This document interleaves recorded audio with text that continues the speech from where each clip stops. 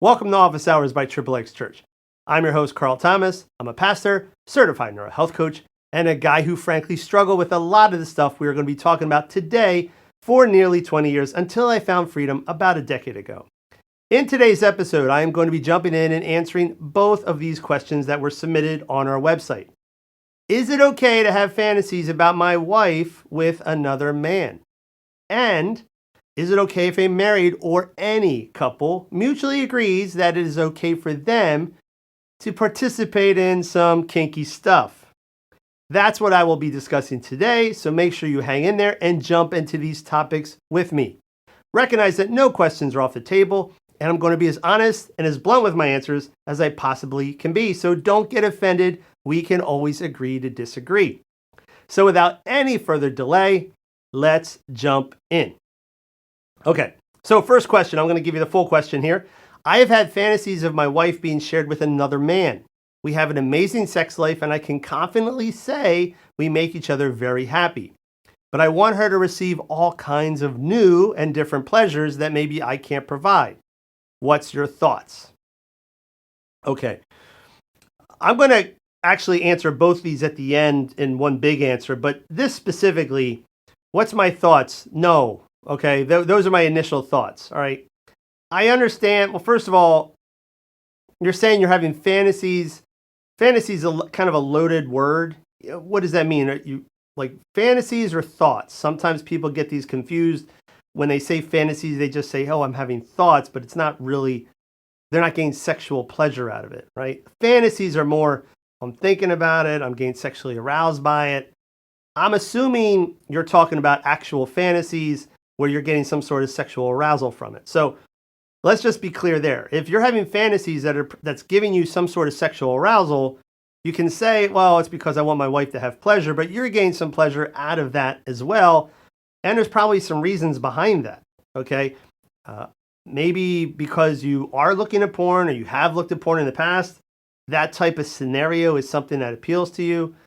If you pick up Jay Stringer's book, Unwanted, he talks about the fact that we can trace our sexual fantasies back to certain formative things in our childhood. So there's a reason there that you're probably fantasizing about this other than, oh, I want my wife to get more pleasure. Okay, so let's get that one out of the way.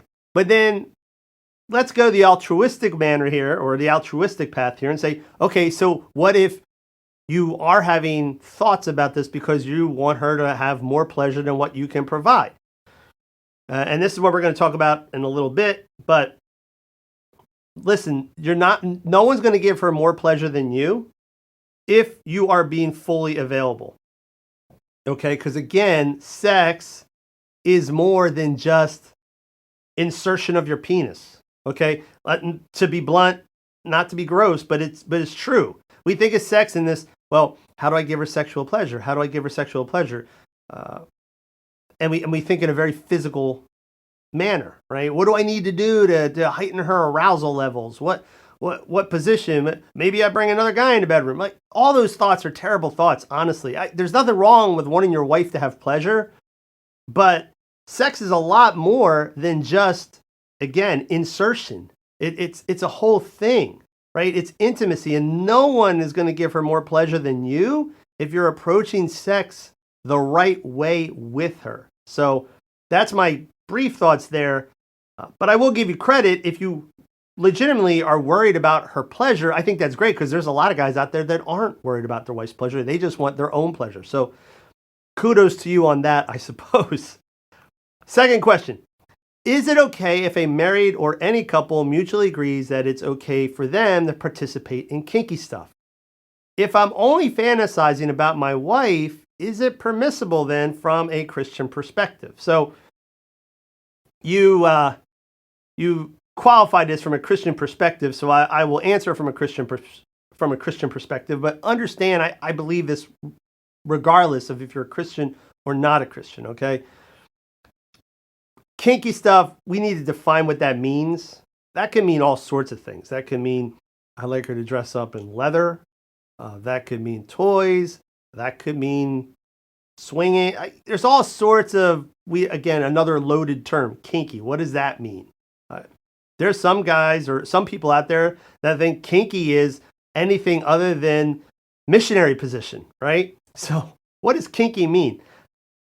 When you're dealing with a term that's not super solid, it's kind of hard to know, okay, well, that's okay, this isn't okay, especially from a Christian perspective. But let me just tell you this, okay?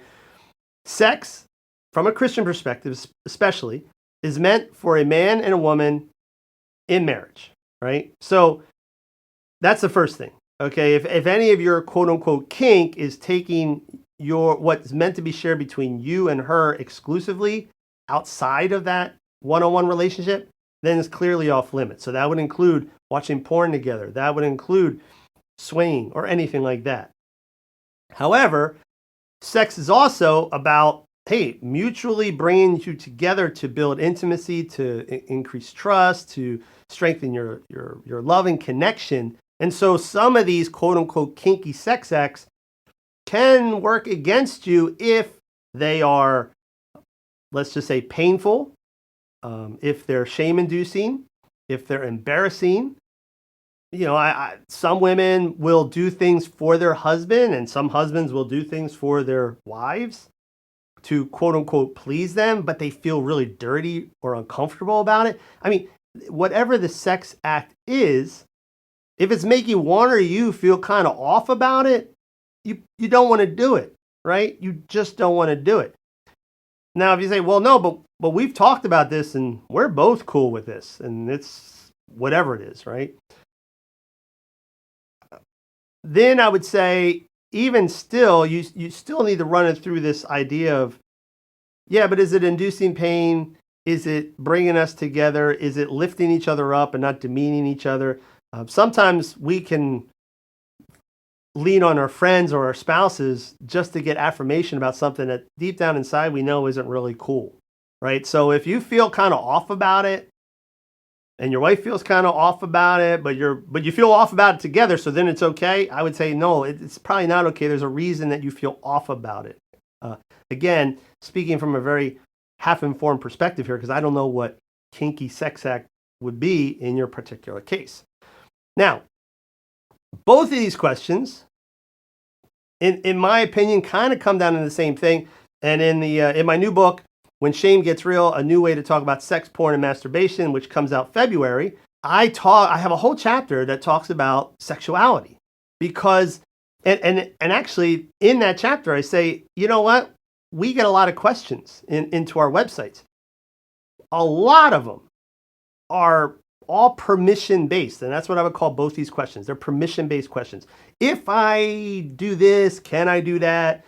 If this is a situation, is that okay? Whether it's with your wife or without your wife, if I'm not having sex, can I look at porn? Like all these permission-based questions.